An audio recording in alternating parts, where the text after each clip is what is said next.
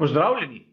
Zopet smo tu z našim rednim komentarjem novic in kot običajno si bomo skupaj pogledali, kaj se je zanimivega zgodilo v svetu Formule 1, seveda v preteklih dneh.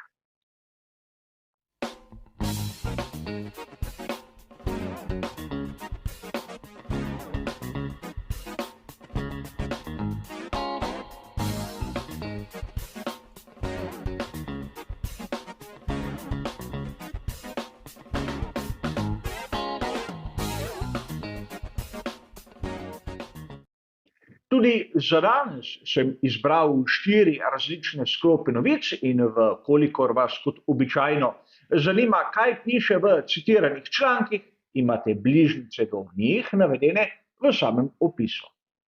A da ne bom seveda predolg in preveč dolgočasen, je najbolje, da se kar lotimo našega prvega sklopa.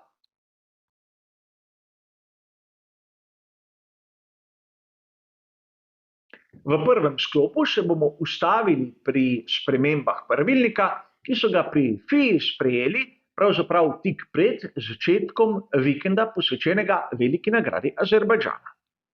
Navajam tisto, kar so objavili najprej na spletni strani RaceFans in seveda tudi na uradni spletni strani Formule 1 25. aprila. In najprej se bomo ustavili pri spremembah samega formata kvalifikacij pri prihajajočem sprintu. Tokrat v Bakuju prvič ima sprint v bistvu ločene kvalifikacije od onih, ki bodo na glavni dirki. In tudi tokrat bomo imeli Q1, Q2 in Q3, le da bo vsak od teh 3 delov krajši. Q1 bo trajal 12 minut, Q2 10 minut, in Q3 le 8 minut. Skupaj, če seštejemo, 30 minut čiste akcije. A konec koncev bomo lahko videli, da z to poenostavitvijo bodo ekipe in vozniki imeli vsaj en hiter poizkus in ne 2, kot se to dogodi v tisti klasični obliki. In konec koncev nikjer ne piše, da bo akcija trajala samo 30 minut. Še posebej na progi v Bakuju je možnost nesreč bistveno višja, vozniki bodo seveda pod pritiskom in lahko bo prišlo do kakšnih prekinitev. A seveda, to je le prvič, ko vidimo ta format in zato bo treba malce počakati, ali je pravi ali ne. Druga, in po mojem osebnem mnenju bistvena sprememba je pa tista, ki se dotika elementov pogonskega sklopa oziroma njihovega števila. Namreč pri FIA so sprejeli, da do konca sezone 2023 bodo lahko vozniki porabili 4 motorje z notranjim izgorevanjem, 4 turbokompresorje, 4 MGUH in 4 MGUK, brez da bi zapadli v kazen. Torej, tiste elemente, ki so do sedaj imeli 3 enote, so povečali na 4. In konec koncev velja zamrznitev razvoja pogonskih sklopov, torej letošnje enote so v bistvu tiste, ki smo jih videli lani. A verjetno pod pritiskom mnogih ekip so pri FIA popustili, kajti videli smo že lani, koliko kazni je bilo, in tudi na začetku letošnje sezone je že kar nekaj voznikov na prvih 3 velikih nagradah imelo menjave in verjetno pred 4. bomo videli še kakšno. A v bistvu zopet dokaz, da so pri FIA odstopili od svojih načel. Videli bomo do konca sezone, ali bo to uspešno. A pojdimo raje k našem drugem sklopu.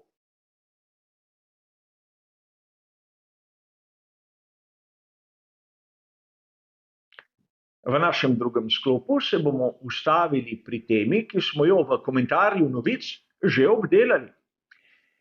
Pravzaprav prejšnji teden v 16. delu je bila 3. novica tista, ki se je dotaknila sramotnega, lažnega intervjuja z Michaelom Schumacherjem. In sedaj v članku, ki je bil objavljen na spletni strani RaceFans 23.4., lahko prebiramo, kako se nemški izdajatelj nekako opravičuje publiki in seveda urednica, ki je vso to zgodbo spravila na plan, je bila odpuščena. Verjamem, da mnogi udeleženci v tej aferi se kesajo. A pravzaprav govorili smo o umetni inteligenci in o sposobnosti tehnologije, da pravzaprav generira karkoli. A v tem primeru, vsaj sam menim, da bi bilo bolje uporabiti tisto človeško, klasično inteligenco in pravzaprav zgodbo ustaviti, še preden bi se le-ta začela. A sam v dnu duše verjamem, da ukolikor se publika ne bi začela tako zgražati, bi lastniki časopisa urednici čestitali, ker je napravila dobro zgodbo. Tu vidimo neke vrste dvoličnost sodobnih medijev, ki se nekako obnaša tako, kot veleva tisto večinsko mnenje. Namreč, ukolikor bi imeli neke standarde že poprej, bi se takšna zgodba nikoli ne bi pojavila v samem mediju. A vsi vemo, da temu ni tako. Zato zgodbo tu zaključujem in raje svoj čas posvetim drugim, morda celo bolj zanimivim temam.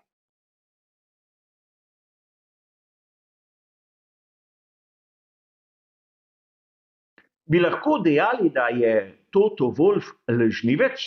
Po tistem, kar je bilo objavljeno na italijanski verziji spletnega portala motorsport.com 21. aprila in še na mnogih drugih člankih, bi lahko dejali, da ja.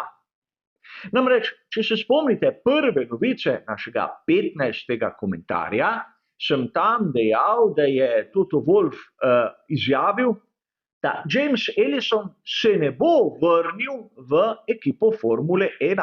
To je bil dobesedni navedek, ampak videli ste, da v 10 dneh se je situacija spremenila in sedaj se lahko vsi mi sprašujemo, ali Toto Wolff laže, ali pa v 10 dneh se je pri tovarniški ekipi Mercedes zgodilo marsikaj. Konec koncev ni važno, treba je novico popraviti in seveda se tudi opravičiti. A konec koncev bi to priložnost rad izkoristil še za nekaj. Namreč James Allison se vrača v vlogo tehničnega direktorja ekipe Formule 1. In verjetno marsikdo izmed vas je zasledil, kako bo sedaj z vrnitvijo Allisona projekt W14 praktično krenil na neko novo pot. A najprej se moramo vprašati, kaj bi lahko James Allison spremenil v nekaj dneh, odkar je na novem položaju, in drugič, kakšna sploh je vloga tehničnega direktorja. Je on tisti, ki pravzaprav naredi popravke, naredi nove dele, ali je on le neke vrste koordinator? Rad bi vas spomnil, da naprimer Mattia Binotto je bil istočasno šef ekipe Ferrari in seveda tudi tehnični direktor. Ampak James Allison je aerodinamik, Mattia Binotto motorist. Torej vidimo, da funkcija tehničnega direktorja ni toliko, da neposredno je udeležen v tistem procesu projektiranja, kot vloga koordinatorja, ki mora skupaj spraviti praktično vse, kar je zapisano v tehničnem pravilniku Formule 1. Zato ne smemo to vrnitev nekako smatrati kot neko rešitev za vse tisto, kar je pri projektu W14 šlo narobe. Gre pa za pridobitev, s katero bodo lahko prej pri Mercedesu odpravili določene hibe. Ampak videli bomo skupaj kdaj in predvsem kako. Tisti prvi glavni popravki naj bi bili na razpolago že na veliki nagradi Emilia Romagna, čeprav se govori, da že na prihajajoči veliki nagradi Azerbajdžana. A pustimo se presenetiti.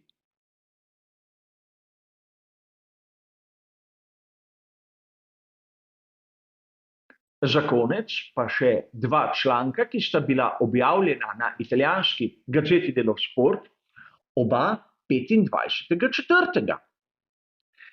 Vidimo lahko, da na italijanskem časopisu pravzaprav govorijo zadeve, ki so nam, navdušencem, prišle na uho že pred časom. V prvem članku se govori o tem, da športni direktor Scuderie Ferrari odhaja k Alfa Tauriju in seveda to zgodbo o Mekiju, ki zapušča rdeče, smo slišali pravzaprav že v tistem obdobju, ko so menjali Binota za Vassarja. Po drugi strani lahko prebiramo novice o tem, kako je Leclerc nezadovoljen, nima več zaupanja in pravzaprav išče varianto, kako se rešiti pogodbe s Scuderijo Ferrari. A tu moramo biti natančni. Gre za govorice, ki so lahko resnične ali pa ne. Namreč, da Meki zapušča Ferrari, je po svoje tudi dobro, kajti videli smo, da marsikdaj ni bil kos svoji nalogi. Zadnjič pri pritožbi seveda Scuderije Ferrari nad tisto kaznijo, ki so jo dali Carlosu Sainzu mlajšemu na zadnji veliki nagradi Avstralije. A to, da Charles Leclerc ni zadovoljen, je seveda znano nam vsem, in ukolikor beremo, kako Helmut Marko pravi, da ukolikor ne bo dosegel Leclerc dovoljšnega števila točk, bo lahko razdrl pogodbo, nam ne pove nič novega. Vsak izmed voznikov ima tako klavzulo v svoji pogodbi, torej predvidevamo lahko, da jo ima tudi Leclerc. Težava je, da Charles Leclerc lahko zapusti Ferrari, ampak vprašanje je, kam bo šel. Namreč zopet so se začele pojavljati govorice, da Lewis Hamilton lahko tudi ne bo podaljšal z Mercedesom, čeprav smo lahko brali še pred tednim, da je to njegova edina opcija. In seveda poudarjam, da gre za govorice in za take jih moramo jemati. Videli bomo skupaj, kaj se bo zgodilo, ampak pred 4. veliko nagrado v letošnji sezoni je bistveno prezgodaj, da bi kakšnim takim zapisom dajali ono potrebno težo, ki bi jo rabila konkretna novica. A tudi danes smo prišli do konca letos že 17. komentarja novic. Hvala za vašo pozornost in nasvidenje.